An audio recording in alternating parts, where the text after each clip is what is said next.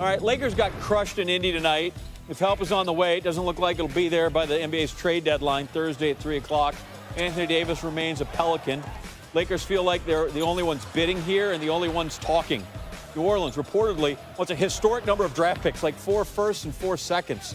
Lakers, by the way, they hear all this talk. I know it has to be tough on a lot of our guys, especially our young guys. Right now they've just never been a part of it, and they're hearing it every single day. And I know that the worst thing that you can do right now is be on social media.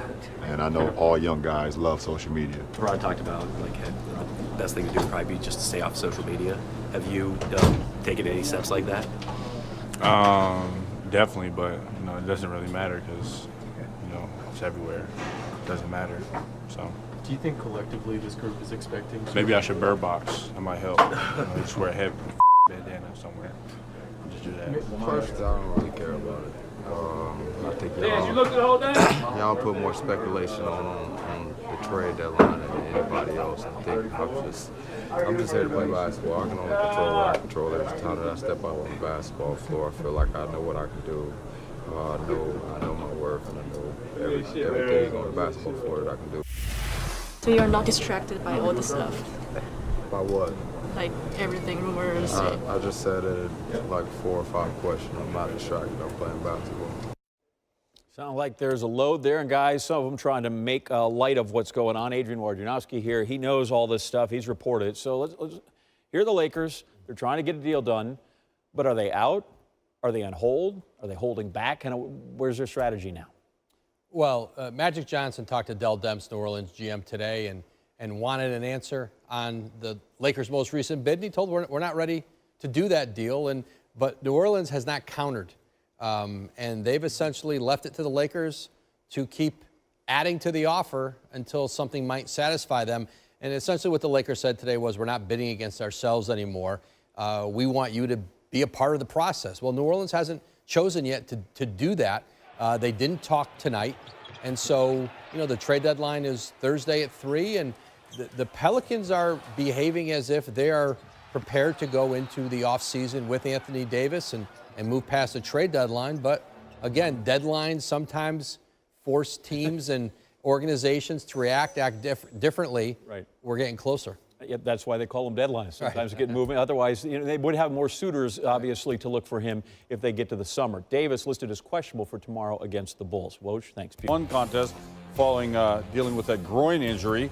Many people say Lakers are about to do some kind of big deal. It's every night we're talking about all these different things that might or might not happen. LeBron in pregame was asked, how are you guys dealing with the rumors? Right now, this is who we have.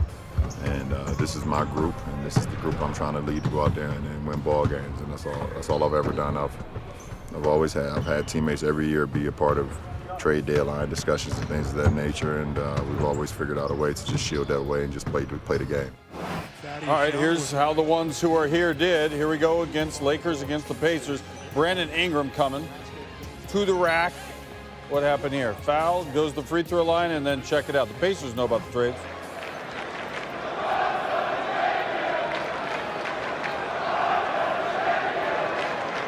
Or is that just fans? Yeah, I heard it.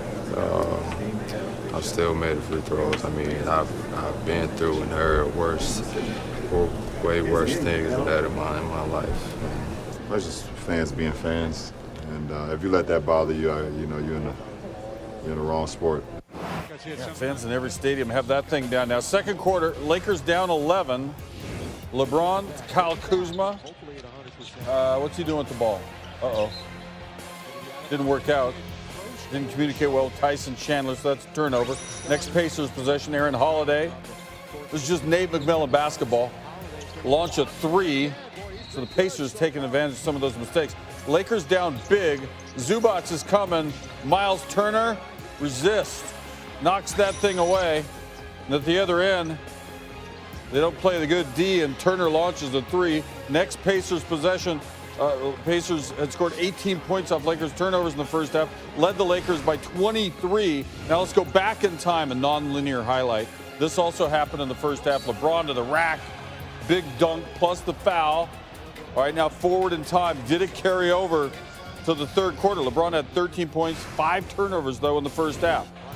LeBron coming. Kuzma baseline. Turner. The resistance remains strong, and the Pacers are out and running. Darren Collison light a 3 from the corner. Nice sequence for the Pacers. Huge block from Turner. Looks like Kuzma had the angle, and the Lakers are struggling here. A few possessions later, Pacers just doing math. Turner, that's easy. He had 22. LeBron had 18. Lakers did not keep it 100. They give up 136. LeBron, tell us about it. Turnovers. This team is in the tops of the league of points off turnovers, and that was it tonight. They had 33 points off our 19 turnovers, and that's from the beginning of the game. You can't play from behind like that. I think right off the jump, they hit us in the mouth, and we just never responded, and just kind of got knocked out. And that's why you see the score how it was. It's basketball, and we do this every day for a living. So some days we might have an off day. We're all humans, so I don't know what was going on in everyone's head, but we just know that we have to be better on any given night that we go out and step on the basketball floor. There's a million excuses that we can come up with: the travel, the first game coming across the country, all the trade, all everything else. But bottom line, we have to be better, and we will be. They shot the heck out of the ball, 50-something% from threes. You're not going to beat a team on most nights shooting that well anyway. But there's a lot of things that we didn't do with enough energy tonight. So LeBron and the Lakers lost by 42. That's the largest loss in any game LeBron has played in his career. Previous worst loss, 35-point losses to the Warriors in 2017 and the Pistons way back in 2007. Dave McMenamin is back in the Eastern Conference, but he's covering the Lakers. Anthony Davis did not play for LA tonight, mostly because he's still a Pelican, but LeBron did. Dave, how's you responding to all of this trade deadline stuff as it approaches and it seems to be distracting the ball club?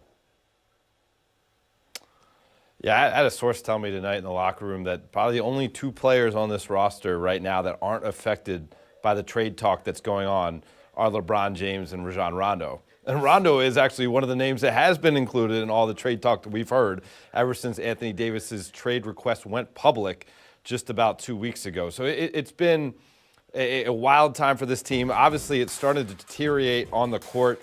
They blew a second-half lead in Golden State against the Warriors over the weekend, and then there was some back and forth between JaVale McGee and Michael Beasley and Coach Luke Walton in the locker room afterwards. Tonight, they never had any fight whatsoever, and it wasn't just what you heard in the locker room afterwards. It's what you saw on the court. I mean, you saw LeBron James at one point being totally isolated on the bench from his teammates with 3 empty chairs in between him and his next teammate while they were trailing by 40-plus points in the fourth quarter. You saw Lance Stevenson and Mo Wagner go up for the same rebound and knock into one another, and Mo Wagner's laying on the floor like he's been shot, and no teammate goes up to pick him up. Clearly, this is weighing on this Lakers team right now, and they don't have the margin of error to blow games like this. If they want to make the playoffs, you got to beat an Indiana team that's missing Victor Oladipo and was 1-4 in their last 5 games coming into tonight, and just played last night on the first night of a back-to-back in New Orleans. You got to win games like this, and the trade deadline can't come soon enough. Obviously, they'd love to get Anthony Davis, but they'd also love to just be able to move on from this uncertainty and try to get back to playing winning basketball. Yeah, they fall to 27-27. You lose by 42, that'll wound you a little bit, but how is LeBron feeling physically, sort of his second game back as they ease him back from the Christmas Day groin injury? Yeah, I spent some time in the locker room after the game, and he said tomorrow's going to be really telling for me. He was pleased the way he was able to do a little bit more physically in Game 2 versus Game 1. Obviously, we saw the dunk he had on Miles Turner.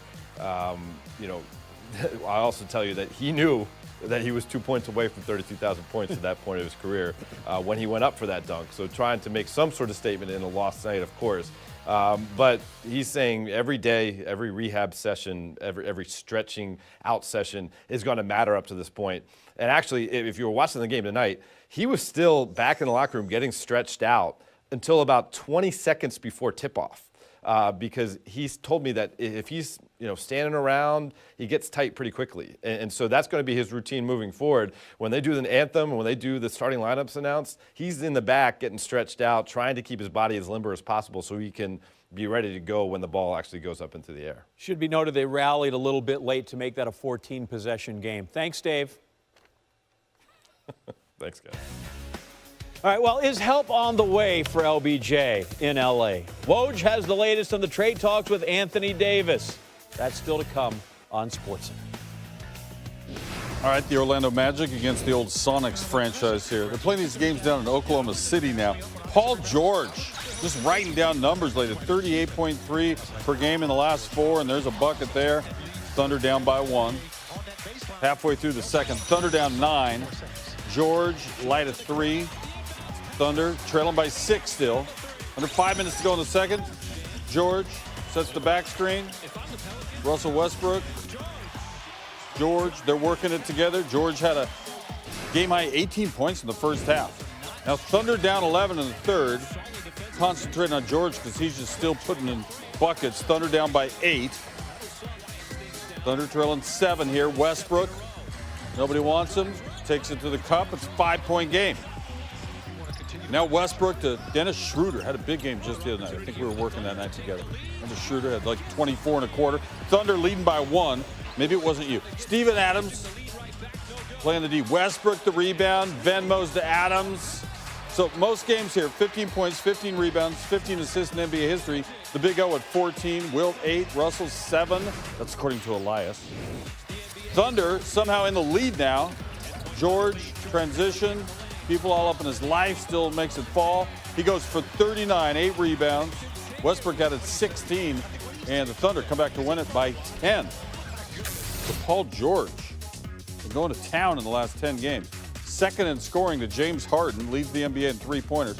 Let's not forget the defense. He's tied for second in steals, trailing only Harden as well. John, do you have any next gen or maybe second spectrum material? I don't want to make it sound like you left some things out, but I do, about George and how exceptional he's been, not just in the last 10, but all season long. Ranks in the top 5 in scoring, thanks in large part to his success beyond the arc. According to Second Spectrum, there you go, George shooting 42% on off-the-dribble threes this season, second best in the NBA. Interesting side note, teammate Russell Westbrook actually ranks last in those types of shots. As for Russ, he's deferring a bit to George, end-of-game situations. Since the first of the year, George has scored the second most points in clutch time, which is defined as a score within 5 points, 5 minutes to play. The only guy with more of those points, James Harden. And while George has been having a career season offense, let's not forget the defense, the effort plays, leads the NBA in steals per game. That's hustling. Leads the league in loose ball recoveries, and has recorded the second most deflections this season. That's just all around playing, even if it's not a triple-double in the